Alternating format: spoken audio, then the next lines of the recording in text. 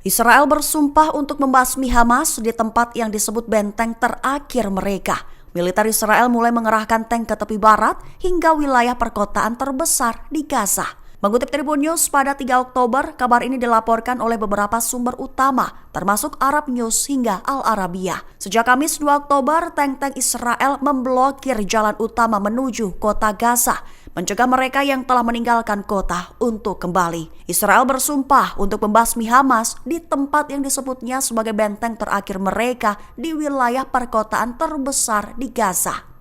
Tank-tank telah memasang penghalang pasir di jalan utama di selatan kota Gaza. Sementara Ashraf Samara, seorang anggota Dewan Desa di tepi barat yang diduduki Israel, berikan pengakuan.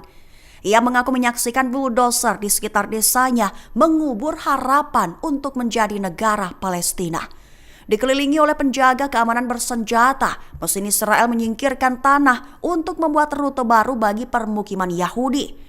Bulldozer itu membagi tanah di sekitar desa Ashraf Samara, Beit Ur al-Fauqa dan menciptakan penghalang baru bagi pergerakan warga Palestina. Diklaim olehnya bahwa upaya Israel itu untuk mencegah penduduk mencapai dan menggunakan tanah itu.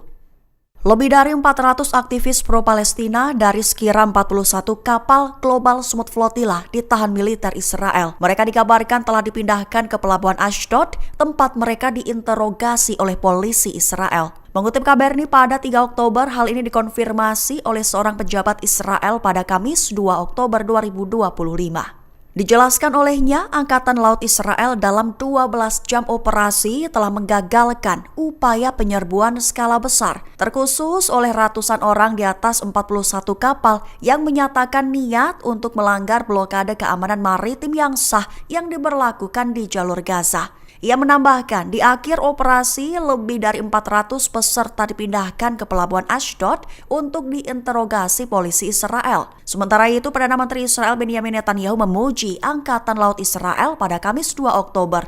Mengingat karena telah mencegat armada bantuan yang mencoba menerobos blokade Israel di jalur Gaza tersebut. Pemimpin dunia mengutuk aksi pembajakan dan penculikan yang dilakukan Israel terhadap aktivis Global Smooth Flotilla. Mengutip Al-Mayadin pada 3 Oktober, pembajakan kapal GSF telah memicu kemarahan diplomatik dan publik, mengingat tujuan pelayaran dimaksudkan untuk mengirimkan bantuan penyelamatan jiwa ke Gaza, tepat setelah lebih dari 7 bulan pengepungan brutal Israel yang menyebabkan bencana kelaparan di wilayah tersebut. Lantas, tindakan Israel terhadap armada itu telah memicu kecaman dari para pemimpin dan perwakilan dunia. Sekaligus kemarahan masyarakat global dengan demonstrasi, protes, dan pemogokan yang diumumkan di banyak negara. Di satu sisi, menurut laporan armada GSF, lebih dari 443 peserta dari 47 negara kini ditahan secara ilegal oleh otoritas Israel setelah armada disita. Laporan itu menyerukan intervensi internasional yang mendesak untuk menjamin keselamatan para relawan yang ditahan oleh Israel dan untuk segera membebaskan mereka.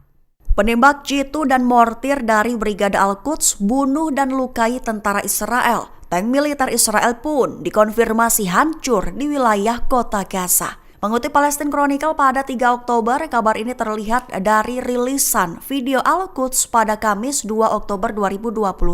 Rekaman itu menunjukkan aksi penembakan seorang tentara di sebelah barat kota Gaza. Sementara media Israel secara bersamaan melaporkan apa yang mereka sebut sebagai insiden keamanan. Video juga menunjukkan prajurit tersebut berada di atap sebuah rumah Palestina di kamp pengungsi Shati, berdekatan dengan sistem pengawasan dan kamera sebelum terkena peluru penembak jitu dan langsung pingsan.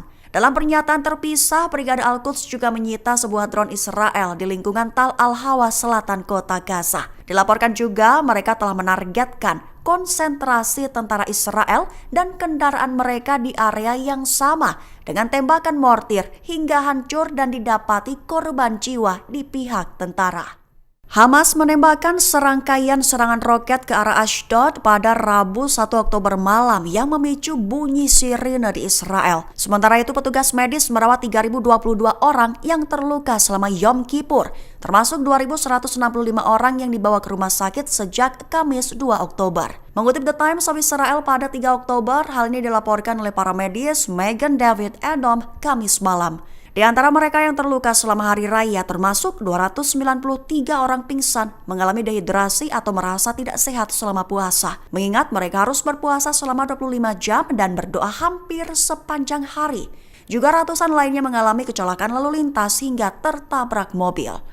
Sementara itu di hari yang sama, Hamas menembakkan serangan roket ke Ashdod dan melukai 7 orang saat berlarian ke tempat perlindungan bom. Diakuinya tidak ada seorang pun yang terluka oleh rentetan tembakan itu sendiri. Mengingat pertahanan udara Israel diklaim telah mencegat 4 roket yang menuju kota pesisir, sementara 1 diklaimnya mendarat di area terbuka.